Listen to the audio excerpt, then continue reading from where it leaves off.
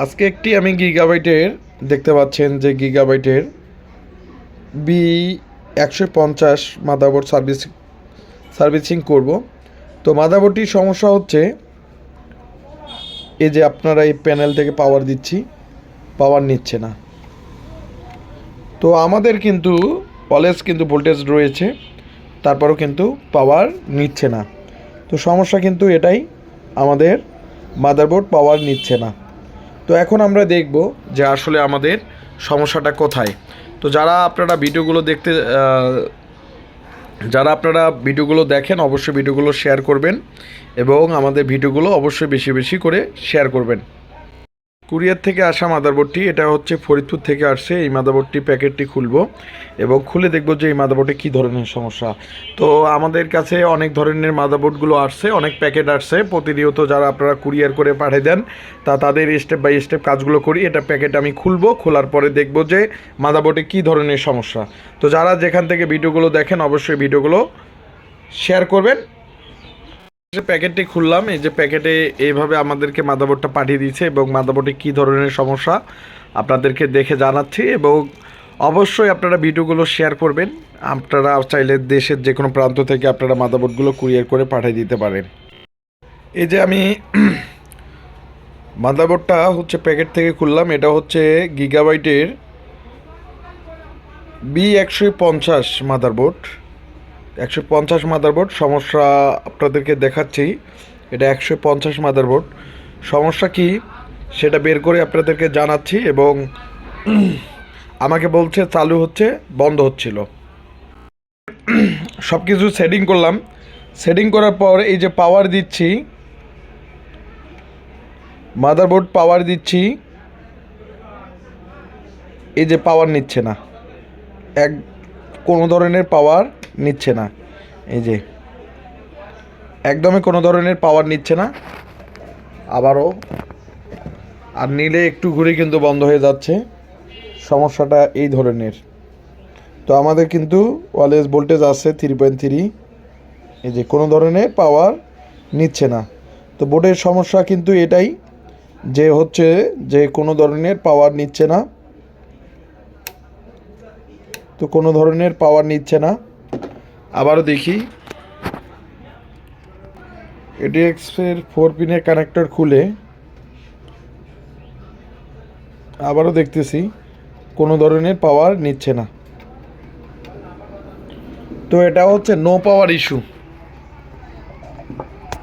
তো আমি এই যে 4 পিনের কানেক্টরটি খুলে দিলাম। তারপরে আবার দেখব যে পাওয়ার দিয়ে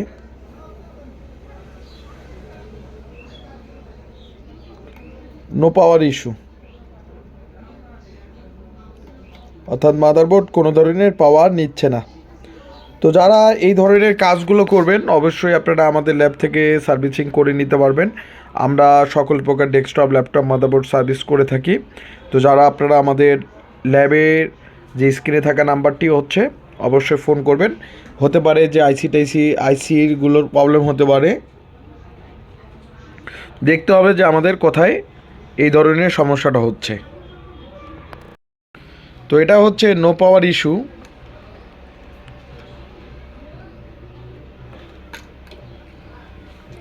এখন আমি ভোল্টেজ চেক দেব, আমাদের সুইচিংয়ে ভোল্টেজ ঠিকঠাক আছে কি না। দেখতে পাচ্ছেন সুইচে কিন্তু ভোল্টেজ আছে।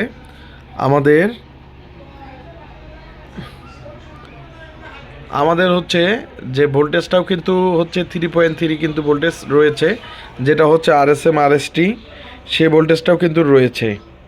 তো এখন আমাদের সমস্যা কোথায়, যে আমাদের RSM RSTও যেহেতু আছে, তো সেই সূত্রে আমাদের সমস্যাটা কোথা থেকে হচ্ছে সেটা আপনাদেরকে দেখাবো। যে সমস্যাটা কোথা থেকে হচ্ছে, আমরা এই মাদারবোর্ডের হচ্ছে RSM RSTও কিন্তু তৈরি হতে পারে, বা পিওসন বা কোনো কিছু নানা ধরনের সিগন্যালগুলোর প্রবলেম।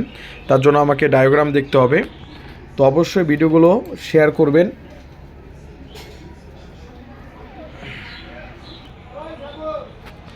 তো আমরা এখানে দেখব যে আমাদের আইসিটা প্রথমত ঠিকঠাক দেখাচ্ছে এবং আমরা দেখব যে আমাদের পিসিএস SLPS3 সিগন্যালটি দিচ্ছে কিনা। তো যারা যেখান থেকে ভিডিওগুলো দেখেন অবশ্যই ভিডিওগুলো শেয়ার করে দিবেন। তো আমরা প্রত্যেকটা মাদারবোর্ড সার্ভিস করে থাকি ভালোভাবে। তো এই মাদারবোর্ডেরও হচ্ছে যে আমাদের এই আইসিটি নষ্ট থাকার কারণে এই ধরনের প্রবলেমটা দিচ্ছে, যে পাওয়ার নিচ্ছে না, একদমই পাওয়ার নিচ্ছে না। এবং আপনারা দেখতে পাচ্ছেন যে আমাদের সুইচিং ভোল্টেজ কিন্তু আছে, সেটা সুইচিং ভোল্টেজ কিন্তু আমি দেখতে পাচ্ছি, এবং আইসিটি নষ্ট থাকার কারণে এই ধরনের প্রবলেমগুলো দিচ্ছে। তো যারা যেখান থেকে ভিডিওগুলো দেখেন অবশ্যই ভিডিওগুলো আমাদের শেয়ার করে দিবেন। আর আমরা সকল প্রকার ডেস্কটপ, ল্যাপটপ, মাদারবোর্ড সার্ভিস করে থাকি। এই মাদারবোর্ডটি হচ্ছে নো পাওয়ার ইস্যু, অর্থাৎ মাদারবোর্ডটা আমাদের পাওয়ার নিচ্ছে না, অর্থাৎ যে আইসি নষ্ট থাকার কারণে, আইওআইসিটি নষ্ট থাকার কারণে হচ্ছে যে এই ধরনের সমস্যাটা দিচ্ছে। তো যারা বাংলাদেশের যে কোনো প্রান্ত থেকে আপনারা ভিডিওগুলো দেখেন অবশ্যই ভিডিওগুলো শেয়ার করবেন। এবং আমি পিওসনের ভোল্টেজটা চেক দিচ্ছি, পিওসন ঠিকঠাক আছে কিনা। পিওসন দেখতেছি ঠিক আছে।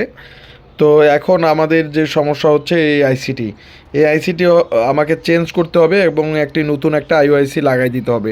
তো লাগালে এই মাদারবোর্ডটি ওকে করার পর এখন মাদারবোর্ডটি এখন পাওয়ার নিয়ে নিচ্ছে এবং আমি মাদারবোর্ডটি চেক দিচ্ছি। এই যে মাদারবোর্ডের কোডিং কিন্তু চলে আসছে এবি, অর্থাৎ এই যে মাদারবোর্ডের ডিসপ্লে। তো হচ্ছে যে যারা আপনারা ডেস্কটপ, ল্যাপটপ, মাদারবোর্ড সার্ভিস করবেন অবশ্যই আপনারা রিপেয়ার করে নিতে পারবেন। আমরা সকল প্রকার মাদারবোর্ডের আইসিগুলো দেখতে পাচ্ছেন, অনেক প্রকার আইসিগুলো আমরা চেঞ্জ করে থাকি। তো আপনাদেরকে দেখাচ্ছি আবারও অন করে, এবং মাদারবোর্ডের সিরিয়াল নাম্বারটা দেখাচ্ছি। এই যে মাদারবোর্ডের সিরিয়াল নাম্বার যেটা হচ্ছে 117534, শেষের নাম্বারটা আমি বললাম, এই যে সিরিয়াল নাম্বার, এই যে মাদারবোর্ড আবার অন। তো আবার আমি অফ করতেছি, অফ করে আবার অন করব, একটু আপনাদেরকে দেখাই দিচ্ছি যে আমি একটু অন করি। তো যারা এই ধরনের কাজগুলো করবেন অবশ্যই আপনারা আমাদের ল্যাব থেকে সার্ভিসিং করে নিতে পারবেন। আমি ডেস্কটপ, ল্যাপটপ, মাদারবোর্ড, যে কোনো ডেস্কটপ, যে কোনো ল্যাপটপ, মাদারবোর্ড সার্ভিস করে থাকি। এই যে কোডিং এবং এই যে মাদারবোর্ডের ডিসপ্লে। তো পুরো মাদারবোর্ডগুলো যারা সার্ভিসিং করার জন্য ভালো একটা প্রতিষ্ঠান খুঁজেন অবশ্যই আপনারা আমাদের ল্যাব থেকে সার্ভিসিং করে নিতে পারবেন। যে কোনো ডেস্কটপ, যে কোনো ল্যাপটপ, মাদারবোর্ড আমরা মাদারবোর্ডগুলো সার্ভিস করে দিয়ে দেই। তো যারা ভালো আইসি লেভেলের কাজগুলো করাইতে যাচ্ছেন অবশ্যই যোগাযোগ করবেন। এই যে পুরো মাদারবোর্ডটি ঠিকঠাক রয়েছে।